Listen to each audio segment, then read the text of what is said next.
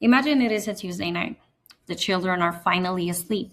The house is quiet in a way that used to feel like relief, but now feels like wait. There is no therapist appointment until next week, no support group nearby, no partner to talk to. So you open a journal, perhaps pick up a paintbrush, or you just sit down with a sketchbook and begin. For millions of women navigating divorce, separation, or widowhood, this moment is not unusual. It is ordinary, and yet psychology has almost nothing to say about it. My senior capstone proposal asks a specific question about this silence. Does the existing scholarly literature provide sufficient empirical and conceptual grounding to establish that self directed creative practice function as accessible coping mechanisms for identity reconstruction among women experiencing relational loss outside formal therapeutic contexts? And what gaps in the current evidence base does this review identify as priorities for future empirical investigation? We know creative practice help people heal, but almost everything we know comes from clinical settings and guided programs. What happens when a woman does this alone, at home, on her own terms? That question has not yet been answered. My paper makes the case that this urgently needs to be. Women navigating divorce, separation, or widowhood face a shared reality. Relational loss extends their period of adjustment disproportionately compared to men. Women are more likely to experience widowhood and navigate it alone longer. And following divorce, men remarry at considerably higher rates, while women more often remain unmarried for extended periods. Both pathways leave women facing prolonged identity reconstruction without a partner and often without adequate support. When children are involved, the stakes compound. Single mothers experience major depressive episodes at approximately twice the rate of married mothers. And this elevated risk persists even after accounting for income and stress. The structural position of family restructuring is itself an independent source of psychological vulnerability. And why not seek formal mental health care, you may wonder? Geographic isolation, financial constraints, and caregiving responsibilities make it the hardest to seek for the women who need it most. If informal creative practices offer meaningful support, understanding that matters far beyond academic interest. Three theoretical traditions converge to explain why. The dual process model tells us adjustment to relational loss involves both emotional confrontation and practical life restructuring. Meaning restructuring theory tells us that loss destabilizes the stories through which we understand ourselves, and recovery requires building new ones. Narrative identity theory tells us those stories are not just descriptions, they constitute who we are.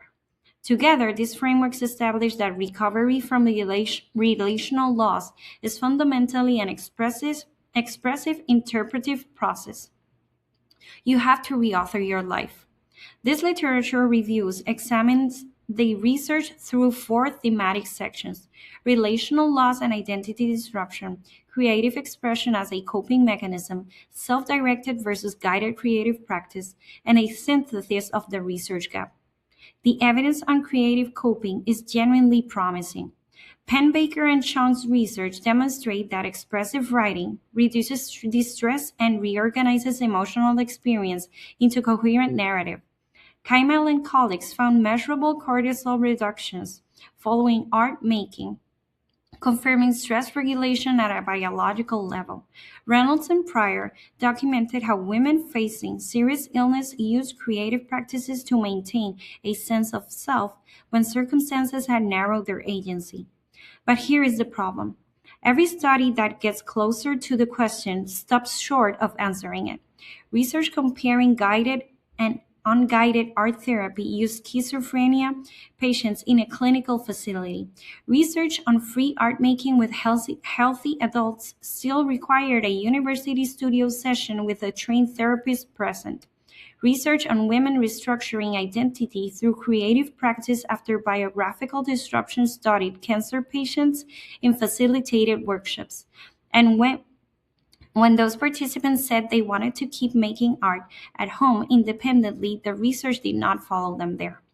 The conditions under which women draw on creative practice in their own daily lives, without a clinician, without a program, without institutional infrastructure, remain empirically unaddressed. That is the gap my review documents. To address this gap, I chose an integrative qualitative literature review. Unlike systematic reviews that restrict scope to empirical studies for quantitative synthesis, integrative reviews incorporate theoretical frameworks, qualitative findings, and empirical research within a single analytical process. This is not merely convenient for my question, it is analytically necessary. The relevant scholarship is distributed across grief psychology, expressive arts therapy, trauma research, and narrative theory. No single field has examined this as a unified subject.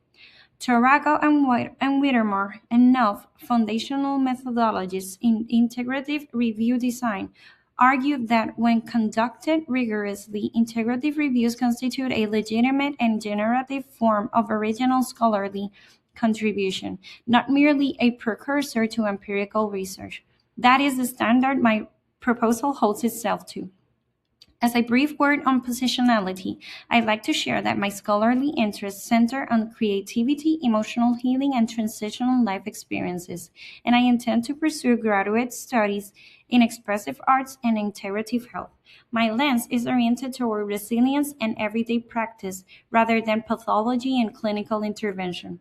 I have counteracted the risk this introduces by drawing deliberately on clinical and experimental sources alongside integrative ones, and by acknowledging honestly where evidence cannot be extended beyond its original context.